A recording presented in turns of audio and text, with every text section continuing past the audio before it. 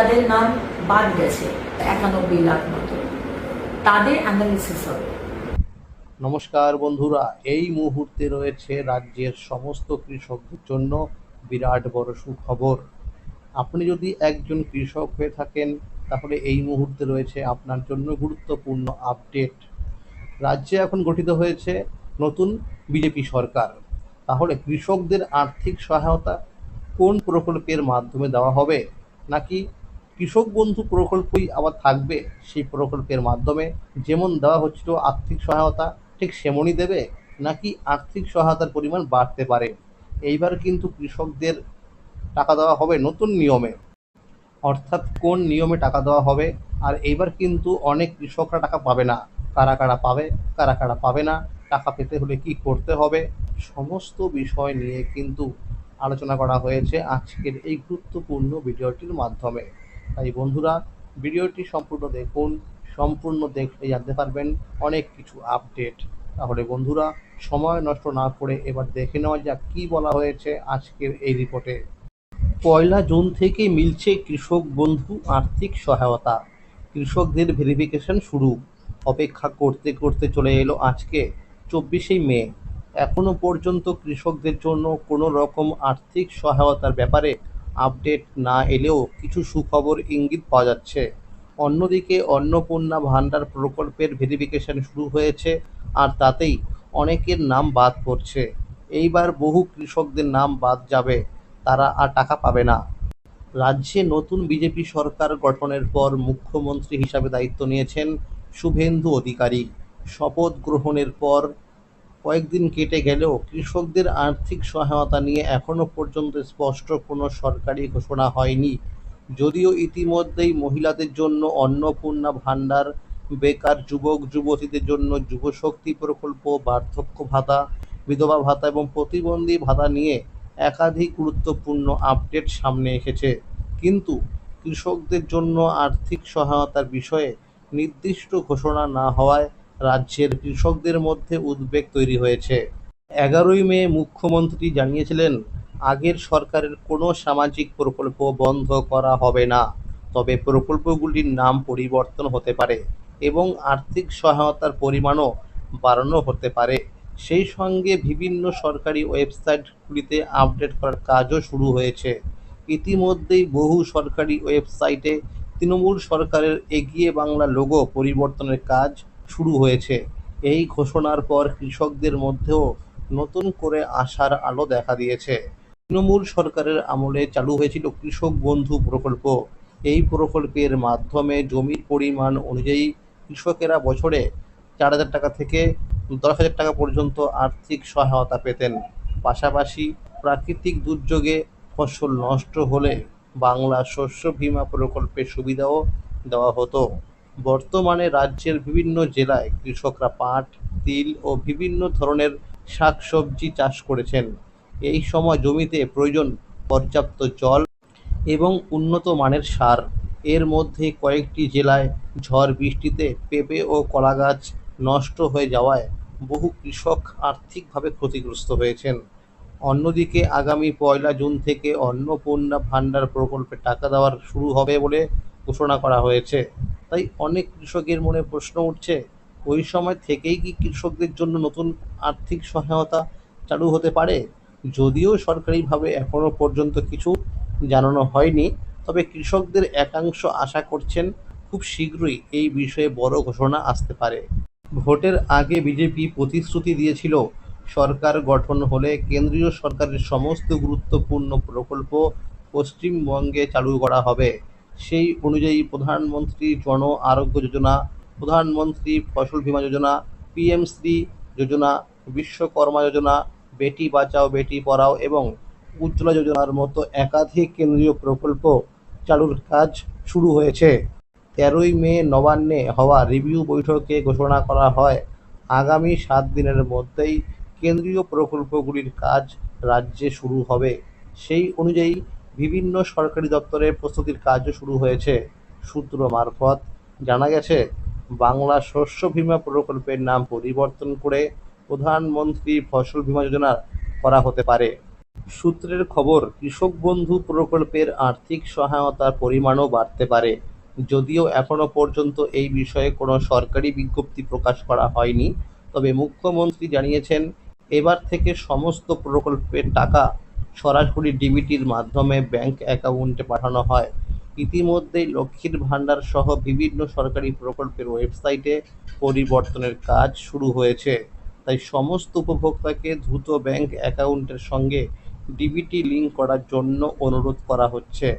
অনেকের একাধিক bank account রয়েছে এবং বিভিন্ন প্রকল্পে টাকা আলাদা আলাদা অ্যাকাউন্টে পান। সরকার জানিয়েছে, যেই ব্যাংক অ্যাকাউন্টের সঙ্গে ডিবিটি লিঙ্ক থাকবে সেই অ্যাকাউন্টে টাকা পাঠানো হবে। ডিবিটি যে কোনো একটি ব্যাংক অ্যাকাউন্টের সঙ্গে লিঙ্ক করা যাবে। ডিবিটি লিঙ্ক করার জন্য www.npci.org.in এই ওয়েবসাইট থেকেই করতে হবে। মুখ্যমন্ত্রী আরও ঘোষণা করেছেন, বিধবা ভাতা, প্রতিবন্ধী ভাতা, বার্ধক্য ভাতার টাকা 1,000 টাকা থেকে বাড়িয়ে 2,000 টাকা করা হলো। আগামী 1 জুন থেকেই এই প্রকল্পগুলিতে নতুন হারে টাকা দেওয়া শুরু হবে। সূত্র মারফত আরও জানা যাচ্ছে, 1 জুন থেকে কৃষকদের টাকা দেওয়া শুরু না হলেও জুন মাসের মধ্যেই প্রথম কিস্তি টাকা দেওয়া হতে পারে। এই প্রথম কিস্তি সাধারণত এপ্রিল থেকে সেপ্টেম্বর মাসের মধ্যে খরিফ মরশুমের জন্য দেওয়া হয়। এছাড়া জানা গেছে, কৃষক বন্ধু প্রকল্পের পুরনো উপভোক্তাদের তথ্য ব্যবহার করেই নতুন প্রকল্পে টাকা পাঠানো হবে। তাই পুরনো উপভোক্তাদের নতুন করে আবেদন করতে হবে না। পাশাপাশি নতুন উপভোক্তাদের জন্য অনলাইন ও অফলাইন দুইভাবেই আবেদন করার জন্য সুযোগ রাখা হবে। খুব শীঘ্রই সরকারি ওয়েবসাইটে অনলাইন আবেদনের অপশন যুক্ত হতে পারে বলে জানা যাচ্ছে। মুখ্যমন্ত্রী জানিয়েছেন, এসআইআর যাদের নাম বাদ গেছে, অর্থাৎ যারা ভারতীয় নাগরিক নন, তারা সরকারি কোনো প্রকল্পের সুবিধা পাবেন না। নতুন ভোটার তালিকা অনুযায়ী উপভোক্তাদের ভেরিফিকেশন করা হচ্ছে। সূত্রের খবর, এই ভেরিফিকেশনে বহু নাম বাদ দেওয়া হয়েছে। যাদের নাম বাদ যাবে তারা সরকারি প্রকল্পের সুবিধা পাবেন না। নারী ও শিশু কল্যাণ দপ্তরের মন্ত্রী অগ্নিমিত্রা পাল জানিয়েছেন, এসআইআর তালিকা নিয়ে বিশ্লেষণের কাজ চলছে। তবে যাদের নাম ট্রাইব্যুনালে রয়েছে এবং যারা সিএএর জন্য আবেদন করেছেন তারাও সরকারি সুবিধা পাবেন বলে জানানো হয়েছে। এছাড়াও মুখ্যমন্ত্রী স্পষ্ট জানিয়ে দিয়েছেন, যেসব উপভোক্তা আগে সরকারি প্রকল্পের সুবিধা পেতেন কিন্তু বর্তমানে মারা গেছেন, তাদের অ্যাকাউন্টে টাকা পাঠানো হবে না। শুধুমাত্র সক্রিয় ও যোগ্য উপভোক্তারাই সরকারি প্রকল্পের সুবিধা পাবেন, অর্থাৎ যাদের নাম নতুন ভোটার তালিকায় রয়েছে তাদের টাকা পেতে কোনো রকম সমস্যা হবে না। অন্যদিকে প্রধানমন্ত্রী কৃষক সম্মান নিধি যোজনার টাকা পরিমাণ বাড়তে পারে বলেও নতুন করে আলোচনা শুরু হয়েছে। পশ্চিমবঙ্গ বিধানসভা নির্বাচনের দ্বিতীয় দফার আগে মেদিনীপুরের এক জনসভা থেকে প্রধানমন্ত্রী নরেন্দ্র মোদী ঘোষণা করেছিলেন, বাংলায় বিজেপি সরকার গঠিত হলে কৃষকদের জন্য কেন্দ্রীয় সহায়তার পরিমাণ 6,000 টাকা থেকে বাড়িয়ে 9,000 টাকা করা হতে পারে। বর্তমানে প্রধানমন্ত্রী কৃষক সম্মান নিধি যোজনার আওতায় কৃষকেরা বছরে 6,000 টাকা পান, যা 3টি সমান কিস্তিতে সরাসরি কৃষকদের ব্যাংক অ্যাকাউন্টে পাঠানো হয়ে থাকে। প্রধানমন্ত্রী সেই সভায় ডবল ইঞ্জিন সরকারের কথা উল্লেখ করে বলেন, কেন্দ্র ও রাজ্য একসঙ্গে কাজ করলে কৃষকেরা আরও বেশি সুবিধা পাবেন এবং মধ্যস্বত্বভোগীদের দূরত্ব অনেকটাই কমবে। পাশাপাশি কৃষকদের ফসলের ন্যায্য দাম নিশ্চিত করার দিকেও জোর দেওয়া হবে বলে দাবি করা হয়েছে। সূত্রের খবর, কৃষক বন্ধু এবং পিএম কিষাণ এবং বাংলা শস্য বীমা প্রকল্পের আর্থিক সহায়তাও কৃষকেরা পাবেন। এখন সবচেয়ে বেশি আলোচনা হচ্ছে মহারাষ্ট্র মডেল নিয়ে। মহারাষ্ট্রে কেন্দ্রের 6,000 টাকার পাশাপাশি রাজ্য সরকারের তরফে নম শ্বেতকরী মহাসম্মান নিধি যোজনার মাধ্যমে আরও 6,000 টাকা দেওয়া হয়। ফলে সেখানকার কৃষকেরা বছরে মোট 12,000 টাকা পান। রাজনৈতিক মহলের একাংশের মতে, পশ্চিমবঙ্গে ভবিষ্যতে একই ধরনের ব্যবস্থা চালু হতে পারে, যদিও এই বিষয়ে এখনো পর্যন্ত কোনো সরকারি ঘোষণা করা হয়নি। 22তম কিস্তির টাকা 2026 সালের মার্চ মাসে দেওয়া হয়েছিল।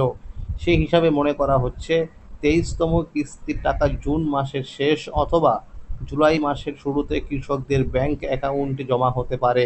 তবে সরকার ইতিমধ্যেই জানিয়েছে, যেসব কৃষক ফার্মার রেজিস্ট্রি সম্পূর্ণ করেননি অথবা যাদের কেওয়াইসি সক্রিয় নেই, তাদের কিস্তির টাকা আটকে যেতে পারে।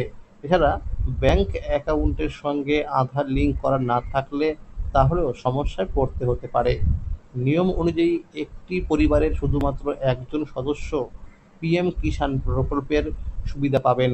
তাই আবেদনকারীদের সমস্ত তথ্য সঠিকভাবে আপডেট রাখা অত্যন্ত জরুরি। উপভোক্তারা চাইলে বাড়িতে বসেই নিজেদের স্ট্যাটাস চেক করতে পারবেন। এর জন্য অফিসিয়াল ওয়েবসাইটে গিয়ে ফার্মার্স কর্নার থেকে বেনিফিশিয়ারি স্ট্যাটাস অপশনে ক্লিক করতে হবে। এরপর রেজিস্ট্রেশন নম্বর অথবা মোবাইল নম্বর দিয়ে তথ্য দেখা যাবে। কৃষকদের মধ্যে এখন একটাই আশা, নতুন সরকার পুরনো প্রকল্পগুলি চালু রাখার পাশাপাশি আরও বেশি আর্থিক সহায়তা দেবে। এখন সরকারি বিজ্ঞপ্তির অপেক্ষায় রয়েছেন কৃষকেরা। তাহলে বন্ধুরা, আজকের এই ছিল আপডেট। এই রকম আরও নতুন নতুন প্রকল্পের আপডেট সবার আগে পেতে হলে চ্যানেলটিকে অবশ্যই মনে করে সাবস্ক্রাইব করে রাখুন এবং সকলের কাছে শেয়ার করে দিন। আর যদি ভিডিওটি ভালো লেগে থাকে অবশ্যই একটি লাইক করে দেবেন। ধন্যবাদ।